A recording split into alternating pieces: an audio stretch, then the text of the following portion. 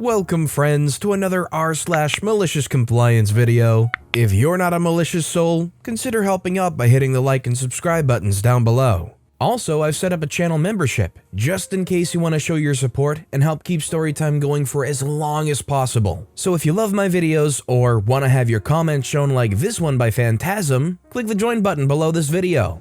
That said, our first story of the day is by Rainier Cherries. Supervisor asks student with cancer to turn on their camera during a virtual meeting, and you won't believe what happens next. Clickbaity article titles aside, it's a long one. It happened 2 days ago and I'm still giddy.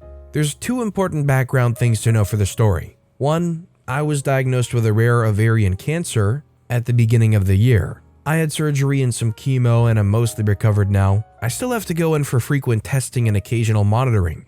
I'm a private person to the extent that I've dated people for years without telling my parents, so you best believe random coworkers and bosses are unaware of my medical history.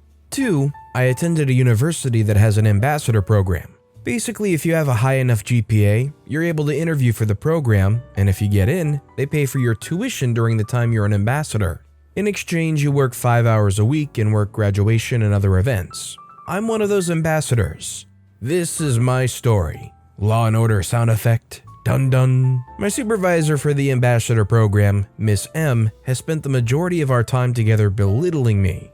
As I sit here about to type about her, I find myself already exasperated thinking about reliving some of the details, so I'll be short and sweet for both your sake and mine. She follows every rule to the letter and leaves no room for collaboration or discussion. As an example, we use Microsoft Teams for communication, and she has us clock in and out in a group of 20 people by saying, "I'm here" and "I'm leaving." So every day you have to scroll through dozens of messages to find anything of import, and listen to notification sounds every time someone so much as takes a lunch break. I suggested using the time clock function on Teams and even offered to set it up for us, and was told that I was deliberately undermining her position. Another quick example is her vehemence when I told her I didn't have any social media to advertise the college. She was certain I was lying and went so far as to ask the other ambassadors to try and find me. They didn't. There's nothing to find. Crazy concept. I've challenged her at a couple of junctures, but ultimately realized I was fighting a losing battle, and I'd be better off keeping my head down. Laughs and dramatic irony. Fast forward to 4 days ago, Friday. There's a mandatory virtual event in 3 days, Monday, where the dean of the college would talk to the ambassadors as well as live stream the event to the college's website and YouTube page. Miss M sent out a message that I'll copy and paste here because the formatting is so dramatic that it makes me chuckle. Students must have their cameras on and phones off. Repeat, phones off, cameras on. Like, come on lady, bold, caps, or italics. Your email almost gave me a stroke. I follow up the same day saying, "Miss M, unfortunately I'll be at a doctor's appointment at this time and will be unable to turn my camera on during the event." No response. I sent another email to follow up. No response. The day of the event rolls around. I direct message her through Microsoft Teams 10 minutes before. I see that she's seen the message with a red receipt. Nothing. Okay, video chat starts and several students join the session with their cameras on. Then the dean.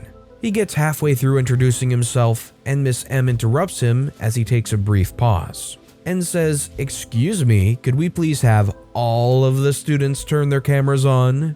I say nothing, but put a quick message I already had typed in anticipation in the group chat. "Miss M, I have a private situation that bars me from turning on my camera. I've contacted you individually." Not but a few seconds after I send it, I get called out by name and I respond audibly, "Miss M, I cannot turn on my camera at this time." And she responds, "Expectations were clear and you were told multiple times about this. Every other student here managed to do it and I expect the same out of you." Now, one of the cool things about having cancer is you become very familiar with the hospital staff. And if you're lucky, they're fun to talk to. During COVID, my nurses were my tethers to sanity because no one could visit me while I had inpatient infusions. So I told one of my nurses, Amy, about this situation beforehand. She joked that if I was told to turn my camera on, I should really play up my illness. In any other situation, I would have been entirely opposed. But sweet revenge was in sight. When I replay it in my head, I imagine that anime fist-clenching thing when the protagonist resolves to get revenge. I set my laptop back a bit further from myself on my legs so you could see the entirety of me in my hospital regalia. Teams will display the person currently talking as the largest image in chat. Everyone had their audio off except me, the dean, and Miss M. So when I turned my camera on, I was displayed as the EKG loudly thrummed away on max volume thanks to Amy. Silence. I say, I asked Miss M through email and Teams if I could opt out of having my camera on, but she insisted. I waited a beat to see if anyone would say anything and then continued with my special vocal blend of melodramatic gratitude and illness-laden shakiness. Virtual engagement is so important for this new era of learning. I can see why having the camera on is important, though I was hoping I might be granted an exception. The dean says, OP, you're more than welcome to turn your camera off. I'm so sorry for the misunderstanding. I say thank you so much for making a special exception for me. It's been a difficult week, but I feel grateful to be here. Then, 2 people leave the call. One was Miss M, and the other was Anthony, who is Miss M's boss. I didn't know he'd be there. Haven't heard from either of them yet, but I'm awaiting a follow-up with anticipation. I'm typing this from the hospital and feeling gratitude for a lot of things. 'Tis the season after all.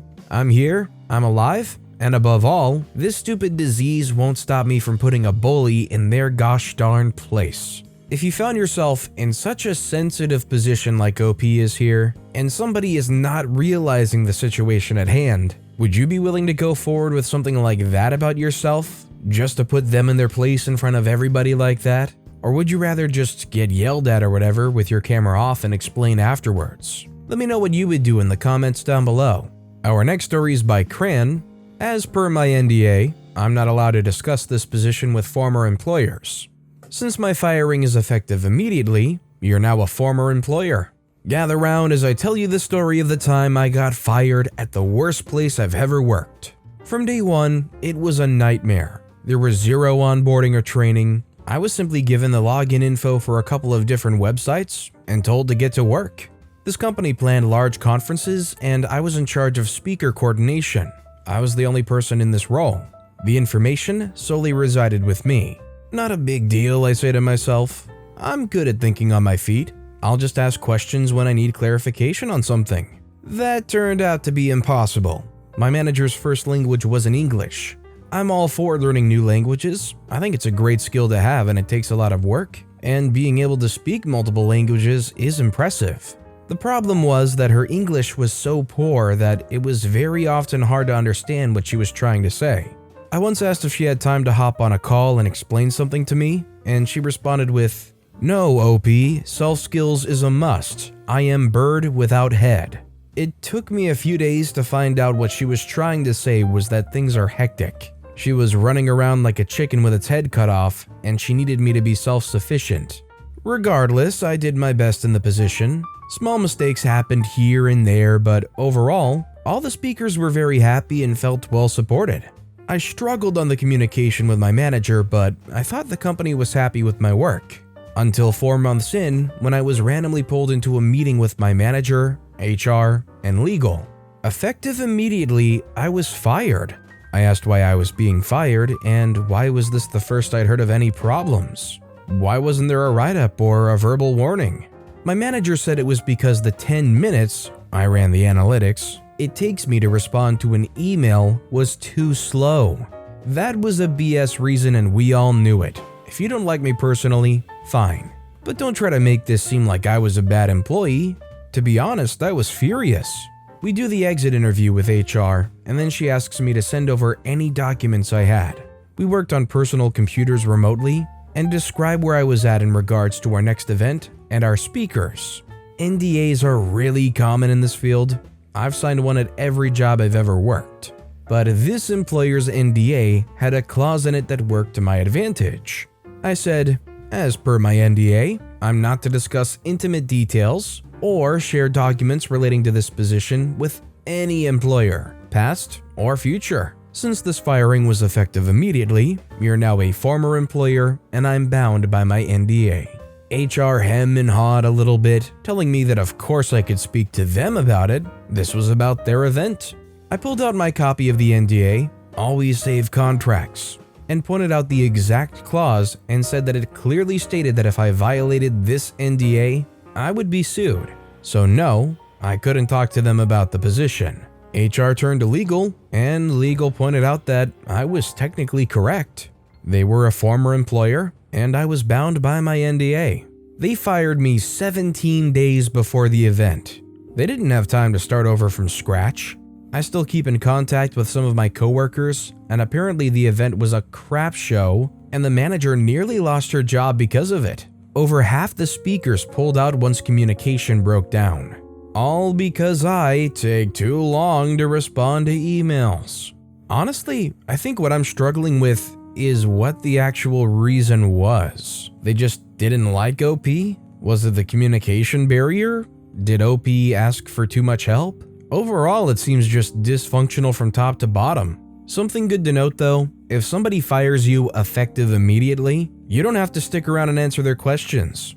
If somebody fires you effective immediately and then asks for all the information you left behind, you can tell them that you're doing some consultation services and they can pay up if they want that information. You can't tell me that I'm out of a job and I'm not employed with you anymore and expect me to just be like, oh, okay, well, that sucks. Anyways, what I did before I got fired was this, and this. I would be like, oh, you jerks, okay, I see how it is. See you later. And our final story of the day is by Suki5Buki. HR tries to gaslight me and screw me. They end up bending over backwards. I work for a multinational consulting company. I just recently finished my engineering degree, and since I was already working there as an intern, when they offered me a full-time job, I figured I'd accept it while I looked for another job that I would enjoy more. The project I was in was a complete crap show. The client was always angry at us because we were late on our deliveries constantly. The project leader was a good guy but didn't have a clue about what us pawns were doing on a daily basis and would chew everyone out whenever things didn't go as he planned. And the project itself was boring as heck, so there really wasn't any challenge or opportunity for learning anything valuable. To top it off, while most of my coworkers were cool guys, some of them were slackers that just try to do the absolute minimum, and oftentimes not even that, which usually meant more work for me. There was a huge amount of turnover too, so high that I was one of the vets, despite having been there for only 6 months. So the project never really felt to be getting any traction.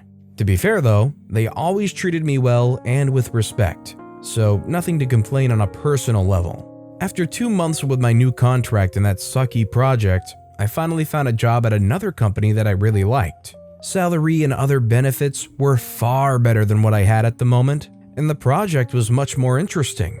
I passed all the interviews with flying colors, and they offered me the job starting the following month. Great! In my country, you usually need to give a 15-day notice before leaving your current job, or you risk facing penalties. Now, it was my first time switching jobs, so I called HR to confirm this, and they did. It's also relevant that once you put in your leave notice, the company can actually let you go whenever they want before the 15 days are over. This meant that if I would have told them right then that I was leaving next month, they easily could have let me go the next day, and I would have been left without a job for the entire month.